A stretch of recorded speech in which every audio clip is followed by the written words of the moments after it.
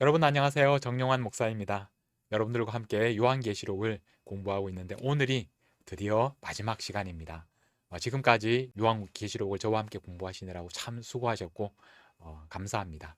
그리고 오늘 마지막 이 공부를 통해서 지금까지 우리는 하나님께서 어떻게 이 일곱 인, 또 일곱 나팔, 일곱 대접 이런 과정들을 통해서 이 세상을 심판하시는지, 그래서 바벨론이 무너지고 마지막 심판이 일어나는 그런 장면들을 우리가 함께 공부했습니다. 이제 오늘은 그러면 이 모든 심판이 있은 다음에 최종적인 하나님의 계획은 무엇인가? 하나님께서 이 모든 과정들을 통해서 마지막으로 우리에게 보여주시는 그 비전은 무엇인가? 오늘 함께 공부하도록 하겠습니다. 모든 심판이 끝난 다음에 이 세상에는 새 하늘과 새 땅이 펼쳐질 것이라고 말씀합니다. 그리고 그 가운데 하늘로부터 새 예루살렘이 내려올 것이라고 말씀하고 있습니다. 오늘 이것에 대해서 지금부터 살펴보도록 하겠습니다. 요한은 우리에게 새 하늘과 새 땅을 본다고 말씀을 합니다. 새 하늘 새 땅이라는 표현은 결국 창세기로 우리가 돌아가서 하나님께서 처음으로 하늘과 땅을 창조하셨던 그 장면을 생각하게 합니다. 그런데 그 처음 하늘과 처음 땅이 이제 없습니다. 그 대신 새 하늘과 새 땅이 펼쳐졌습니다. 어떤 분들은 이 바다도 다시 있지 않더라, 이 말씀을 보면서 좀 아쉬워하는 분들도 계실지 모르겠습니다. 그 아름다운 바다, 그리고 그 바다에서 나온 풍성한 또 음식들을 생각하시는 분들이 계실 겁니다. 그러나 여기에서 말씀하는 것은 이 바다라는 곳은 앞에서 우리가 본 것처럼 그 바다에서 짐승이 나옵니다. 바다가 무저갱까지 연결이 됩니다. 그래서 바다는 결국 악이 머무는 곳, 악이 이 세상에 나오는 통로입니다. 그러므로 새하늘과 새 땅에서는 그런 바다가 없다는 것입니다. 그런 의미로 이 말씀을 이해하시면 되겠습니다. 자, 이제 새 하늘과 새 땅이 펼쳐졌는데, 그런데 그 새 하늘과 새 땅 가운데서 하늘로부터 거룩한 새 예루살렘이 내려옵니다. 이 모습은 마치 우리가 처음 창조 때 하나님께서 하늘과 땅을 창조하시고, 그리고 에덴 동산을 그 가운데 두시고 거기에 사람을 두셨습니다. 마치 그런 것처럼 오늘 새 하늘과 새 땅, 새로운 창조가 펼쳐진 다음에 그 가운데 새 예루살렘, 하나님의 백성들이 거하는 새 예루살렘이 하늘로부터 내려오는 것을 볼 수 있습니다. 이 새 예루살렘을 이렇게 표현합니다. 신부가 남편을 위하여 단장한 것 같더라. 이 예루살렘이라는 이 표현과, 그리고 우리가 비교할 수 있는 것이 바로 앞에 나왔던 바벨론입니다. 로마 제국을 상징했던 그 바벨론. 바벨론도 도시이고 새 예루살렘도 도시입니다.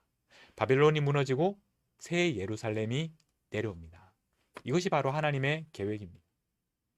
그리고 이 표현은 앞에 이 음녀라는 표현과, 그리고 새 예루살렘을 가리키는 신부라는 표현이 서로 또 대조되는 것을 통해서 우리가 하나님께서 이렇게 역사를 펼쳐 나가시는 것을 우리가 볼 수 있게 됩니다. 이 새 예루살렘에 대해서 우리가 가장 중요하게 우리가 생각해야 될 것은 뭐냐면 하나님께서 함께 하신다는 것입니다. 그래서 21장 3절에 보면 새 예루살렘의 가장 중요한 특징에 대해서 이렇게 설명합니다. 하늘에서 큰 음성이 나서 이르되 보라, 하나님의 장막이 사람들과 함께 있다. 이 함께라는 표현, 하나님이 그들과 함께 계시리니 그들은 하나님의 백성이 되고 하나님은 친히 그들과 함께 계셔서. 함께라는 말이 몇 번이나 나옵니까?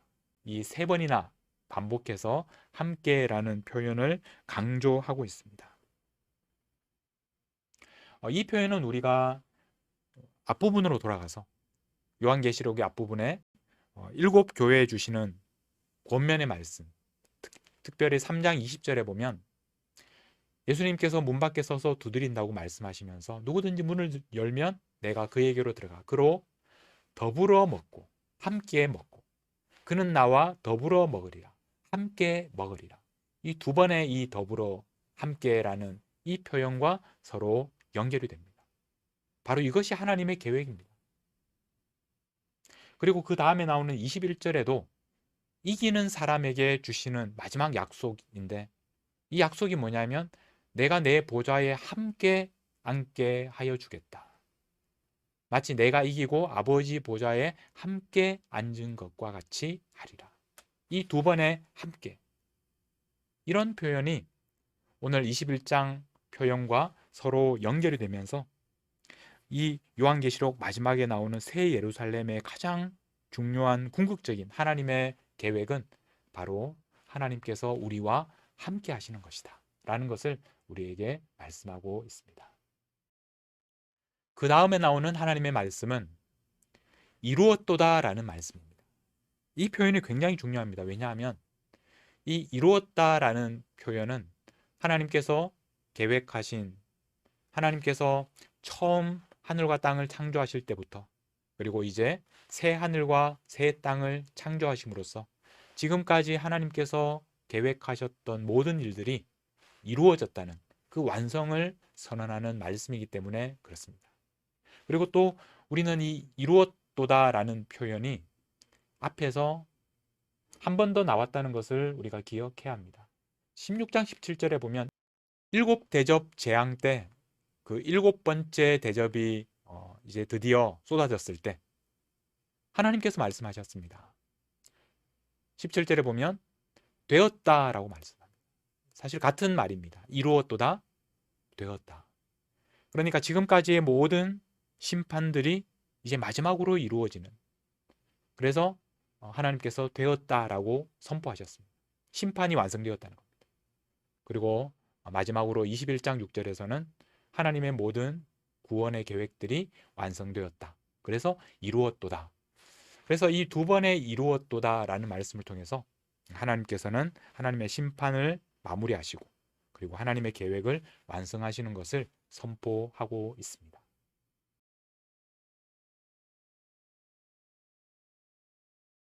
이제 하늘에서 내려온 그 새 예루살렘에 대해서 우리가 좀 자세하게 살펴볼 시간입니다. 여러분, 새 예루살렘 어떤 곳인지 궁금하지 않습니까? 성경에서 어떻게 우리에게 말씀하고 있는지 한번 살펴보도록 하겠습니다. 먼저 새 예루살렘에 대해서 일곱 대접을 쏟았던 그 천사가 이렇게 말합니다. 내가 신부 곧 어린 양의 아내를 내게 보이리라. 다시 한번 이 새 예루살렘이 예수님의 신부, 어린 양의 아내라는 것을 우리에게 강조하고 있습니다. 어린 양의 신부가 누구이겠습니까? 결국 이 땅에 있는 하나님의 교회를 가리키는 말이 바로 새 예루살렘이고 어린 양의 신부라는 것을 우리가 여기에서 기억해야 합니다. 새 예루살렘은 12라는 숫자가 굉장히 많습니다. 먼저 12문이 있는데 그 이름이 바로 12지파의 이름이 기록되어 있습니다. 그리고 12기초석이 있는데 거기에 12사도의 이름이 기록되어 있습니다.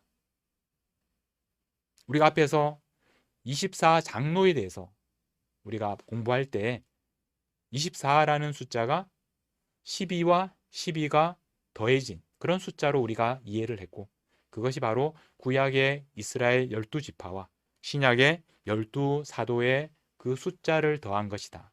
그래서 이 땅에 구원받은 하나님의 백성들을 대표하는 것이다 라고 말씀을 드렸었습니다. 바로 그것이 오늘 이제 우리가 보는 이 말씀입니다. 그리고 14만 4천 명에 대해서 우리가 이야기할 때도 14만 4천 명이라는 숫자가 12 곱하기 12. 그래서 동일하게 이 구약의 12지파와 신약의 12사도를 통해서 우리가 그 숫자를 이해할 수 있다고 말씀을 드렸습니다. 새 예루살렘의 성의 크기에 대해서 이야기할 때에도 이렇게 표현합니다. 네모가 반듯하여 길이와 너비가 같은지라.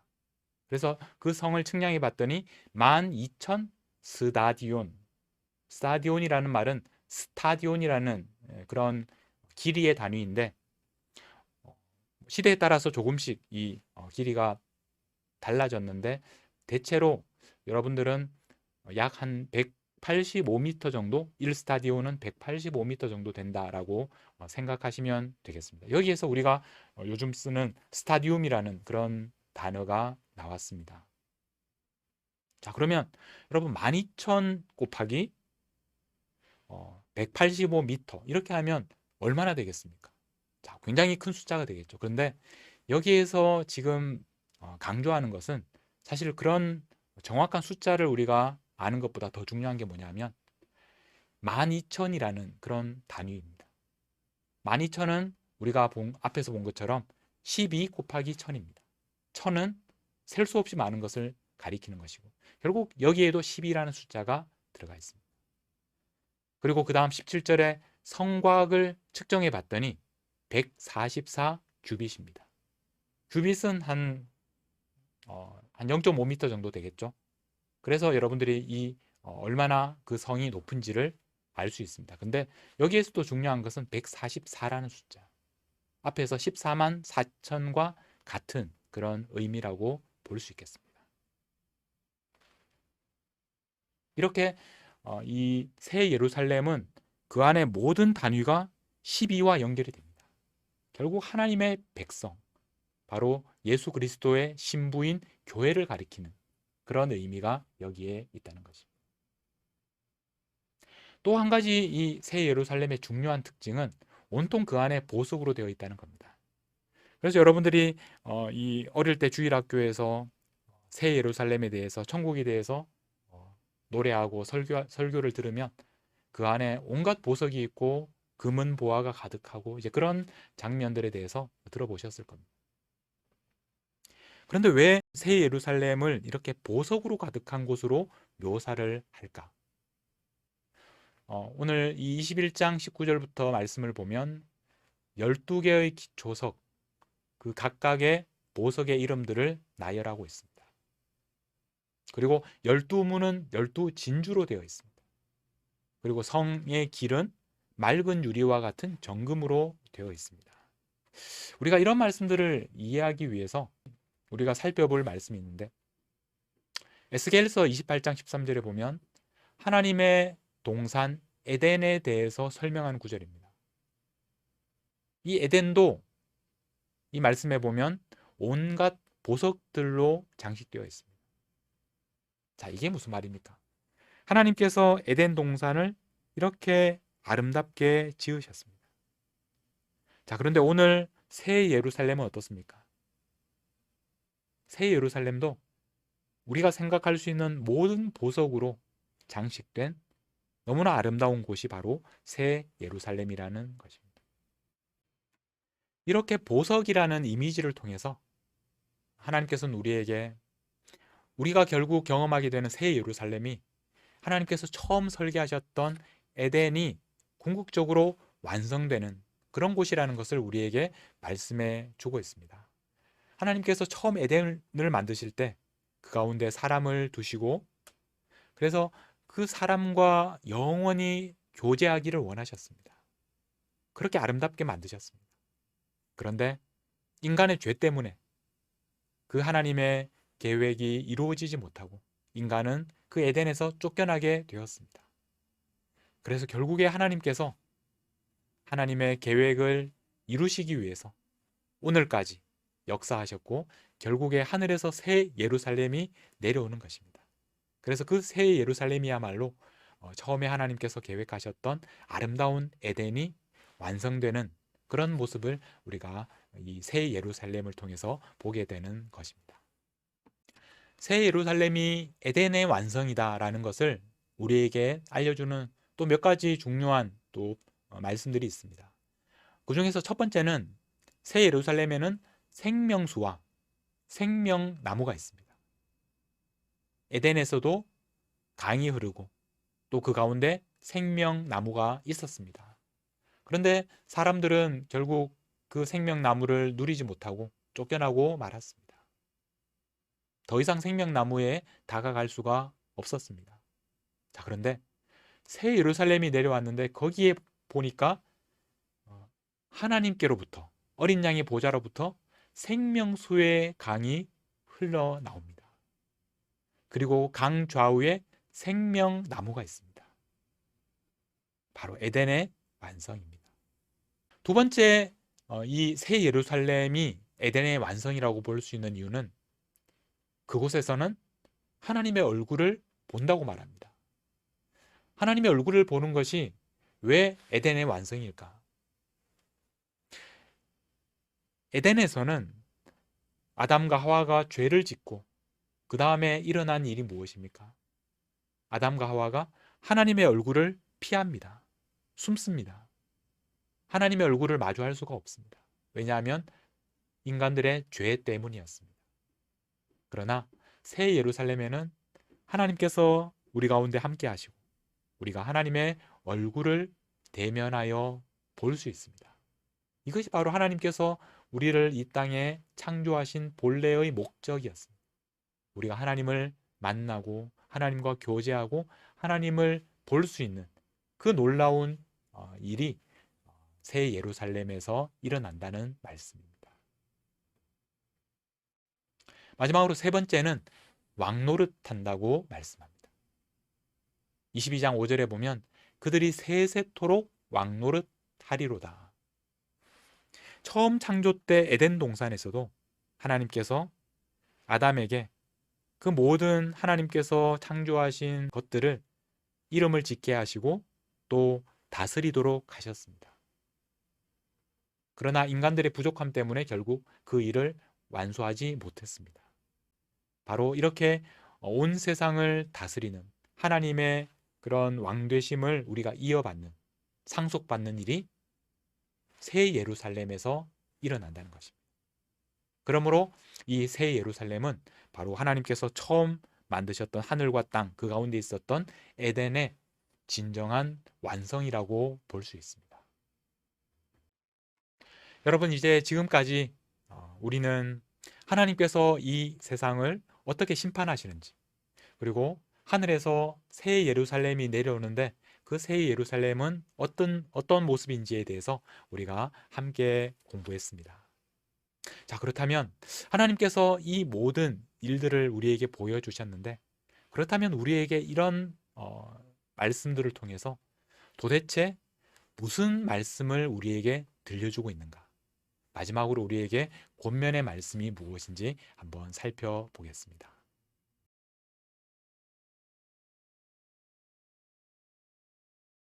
요한계시록의 이 모든 말씀을 우리가 한 단어로 요약한다고 하면 저는 이 이겨라라는 말을 꼽고 싶습니다. 하나님께서는 우리에게 이 말씀을 하시기 위해서 지금까지 하늘에서 일어나는 일, 그리고 앞으로 일어날 일들, 이 모든 일들을 우리에게 보여주시는 것입니다. 21장 7절에 보면 이기는 자는 이것들을 상속으로 받으리라. 나는 그의 하나님이 되고 그는 내 아들이 되리라. 이 이기는 사람에게 얼마나 큰 복을 주실 것인지 말씀을 하고 있습니다. 그런데 이 말씀은 우리가 앞에서 7교회에게 주시는 말씀 속에서 그 7교회 각각의 교회에 대하여 이기는 자에게 어떤 것을 주시겠다고 약속을 하셨습니다.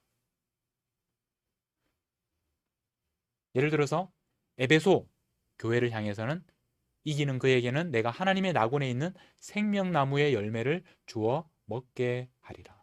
우리가 지금 방금 이 새 예루살렘에 있는 생명나무를 우리가 보지 않았습니까? 그런데 그것을 누가 먹을 수 있느냐? 바로 이기는 사람이다. 서머나 교회에는 이기는 자는 둘째 사망의 해를 받지 아니하리라. 우리가 앞에서 본 것처럼 그 둘째 사망, 예수 그리스도를 믿지 않고 짐승을 따르는 사람들, 그런 사람들에게 결국 당하게 되는 둘째 사망을 받지 않는다. 버가모 교회, 이기는 그에게는 내가 감추었던 만나를 주겠다. 이런 방법으로 이 각각의 7교회에 대하여 이기는 자에게 어떤 약속을 주시는지 말씀을 하셨습니다. 두아디라 교회, 사대 교회, 빌라델비아 교회, 라오디게아 교회. 이기는 자에게 주시겠다는 이 모든 약속들이 이제 하나님께서 이기는 자에게 하나님의 자녀가 되게 하겠다라고 말씀하시면서 그것을 결론적으로 말씀하고 계십니다. 하나님께서는 지금 이 로마 제국의 황제 숭배를 강요받는 그 시대를 살아가는 교인들이 끝까지 믿음을 지키고 승리하고 이기도록 그들을 권면하고 계시는 것입니다. 그래서 한마디로 말하면 이겨라 라고 우리에게 말씀하고 있습니다. 이겨라 라고 말씀하시면서 그냥 막연히 말씀하시는 것이 아니라 우리보다 먼저 이기신 분에 대해서 말씀을 합니다. 누가 이기셨습니까? 예수님께서 이기셨습니다. 예수님께서 십자가를 지셨고 그 다음에 부활하셨고 승천하심으로써 이기셨습니다. 그래서 처음에 7인을 떼는 것에 대해서 말씀할 때 다윗의 뿌리가 이겼으니 그래서 두루마리와 7인을 떼시리라 라고 말씀을 하셨습니다.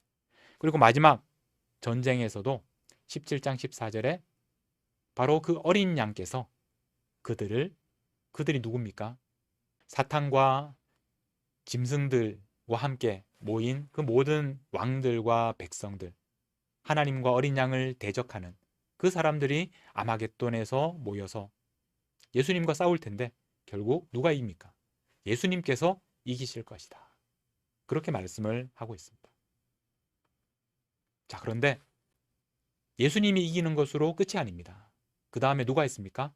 또 그와 함께 있는 자들, 곧 부르심을 받고 택하심을 받은 진실한 자들, 그 사람들도 이기리로다 라고 말씀을 합니다.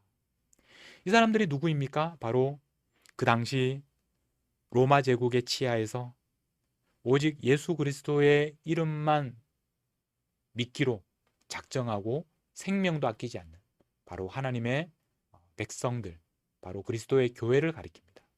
그리고 오늘 우리 시대에도 오직 예수님만 섬기기로 작정한 하나님의 교회를 가리키는 말이 바로 이 사람들입니다. 예수님께서 이기신 것처럼 오늘 우리들도 이기도록 그렇게 권면을 하고 계십니다. 자, 이제 두 번째로 권면하는 말씀은 조금만 더 견뎌라 라는 말씀입니다. 이런 말씀들은 어떤 표현들을 통해서 우리가 알 수 있느냐 하면 먼저 예수님께서 이렇게 말씀하십니다. 속히 오리라. 속히 오리라 라는 말씀을 22장 마지막 부분에 반복해서 3번이나 말씀합니다. 22장 7절 보라 내가 속히 오리니, 22장 12절 보라 내가 속히 오리니, 22장 20절 내가 진실로 속히 오리라. 그만큼 예수님께서는 속히 올 것이다. 조금만 더 기다리면, 조금만 더 견디고 있으면 내가 속히 오리라. 그렇게 말씀을 하고 계시는 것입니다. 그리고 또 어떤 표현이 있느냐면 때가 가깝다. 22장 10절에 이 두루마리의 예언의 말씀을 임봉하지 말라고 하셨습니다. 왜냐하면 때가 가깝기 때문이다. 그런데 이 표현은 요한계시록 앞에 1장으로 가서 1장 3절에 보면 때가 가까움이라 라고 말씀을 하고 있습니다. 여러분, 요한계시록의 제일 마지막 부분에 나오는 내용들은 요한계시록의 제일 앞에 있는 내용들과 서로 연결이 됩니다. 그러면서 강조를 하고 있습니다. 마지막에 때가 가까우니라 라고 말씀을 하셨는데 제일 앞에도 똑같은 표현으로 말씀을 하셨습니다. 때가 가깝다. 그러니까 조금만 더 견뎌라 라는 말씀입니다. 하나 더 보겠습니다. 22장 6절에 보면 속히 되어질 일을 보이시려고 그의 천사를 보내셨다라고 말씀을 합니다. 그런데 이것과 거의 비슷한 표현이 1장 1절에 반드시 속히 일어날 일을 그 종들에게 보이시려고 그의 천사를 그 종 요한에게 보내어 알게 하셨다. 때가 가깝다. 속히 일어날 일이다. 이런 말씀들을 제일 앞에도 하시고 마지막에도 하시면서 강조를 하셨습니다. 그리고 제일 마지막에 3번이나 반복해서 내가 속히 오리라, 내가 속히 오리라, 내가 속히 오리라 이렇게 말씀하시면서 조금만 더 견뎌라 라고 말씀을 하고 계시는 것입니다. 마지막으로 3번째는 오늘도 하나님께서 함께 계신다. 오늘에 대해서 굉장히 강조하고 있습니다. 요한계시록을 받아서 읽는 성도들에게는 오늘을 어떻게 살아야 하느냐, 이것이 가장 중요한 문제였습니다. 우리들도 마찬가지입니다. 미래에 어떤 일이 일어날 것인지를 아는 것은 결국 오늘 우리가 어떻게 살 것인가, 그것을 위해서입니다. 오늘에 대해서 어떻게 강조하는지 이 요한계시록에 보면 하나님을 이런 식으로 표현합니다. 1장 4절에 보면 이제도 계시고 전에도 계셨고 장차 오실리. 한번 자세히 보십시오. 이제, 전에도, 장차. 현재가 나오고 그 다음에 과거가 나오고 미래가 나옵니다. 우리는 보통 이런 표현을 할 때 과거, 현재, 미래 이런 식으로 표현을 많이 합니다. 그런데 여기에서는 이제도 계시고 현재를 먼저 강조합니다. 그 다음에 전에도 계셨고 장차 오실 이, 이렇게 말씀하고 있습니다. 자, 이런 표현이 몇 번 더 나오는데 1장 8절에서도 이제도 있고 전에도 있었고 장차 올 자, 현재, 과거, 미래 이렇게 말씀을 하고 있습니다. 자, 그런데 4장 8절을 보십시오. 여기에서는 전에도 계셨고 이제도 계시고 장차 오실리다. 자, 여기에서는 이렇게 하나님을 표현합니다. 과거, 현재, 미래. 앞에 있는 두 표현은 현재를 먼저 이야기했고 4장에서는 과거를 먼저 이야기했습니다. 자, 그러면 두 군데를 더 보겠습니다. 11장 17절과 16장 5절인데요. 여기에 보면 옛적에도 계셨고 지금도 계신, 과거, 현재 이렇게 표현하고 있습니다. 그리고 16장 5절에도 전에도 계셨고 지금도 계신, 과거, 현재 이렇게 표현하고 있습니다. 자, 그런데 여러분, 이 11장 17절과 16장 5절은 좀 다르게 번역했으면 하는 그런 마음이 있습니다. 왜냐하면 헬라어 원문에 보면 과거가 먼저 나오는 것이 아니고 현재가 먼저 나옵니다. 지금도 계시고 옛적에도 계셨던, 이런 식으로 말씀하고 있습니다. 16장 5절도 마찬가지입니다. 원문에 보면 지금도 계시고 전에도 계셨던, 이렇게 말씀하고 있습니다. 무슨 말이냐면 현재를 굉장히 강조하고 있습니다. 지금도 계신다.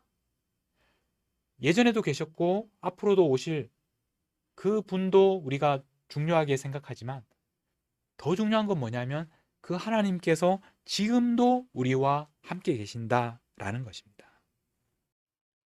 요한계시록 3장 20절에 7교회를 향하여 마지막으로 간곡하게 권면하는 바로 그 말씀이 내가 문 밖에 서서 두드리노니, 예수님께서 지금 어디 계십니까?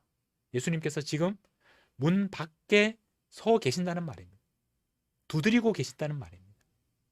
문을 열기만 하면 어떻게 됩니까? 예수님께서 우리에게 들어오셔서 우리와 함께 먹고 마실 것이다. 그렇게 말씀하고 있습니다. 여러분, 현재의 상황은 어렵습니다. 교회는 지금도 고난을 당하고 있습니다.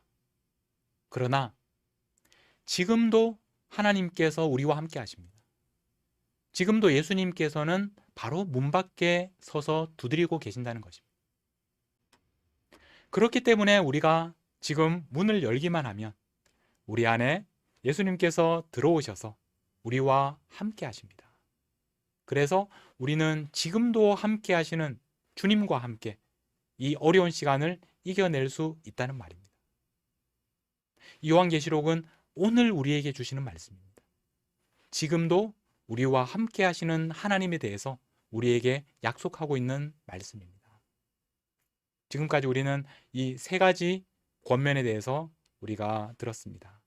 첫 번째는 이겨라. 너희들이 지금 싸우고 있는 이 싸움을 꼭 이겨라 라고 우리에게 권면하고 계십니다. 두 번째는 조금만 더 견뎌라. 내가 속히 오겠다. 그렇게 말씀하시면서 우리에게 조금만 더 견딜 것을 당부하고 계십니다. 세 번째로 오늘 지금 하나님께서 우리와 함께 하신다.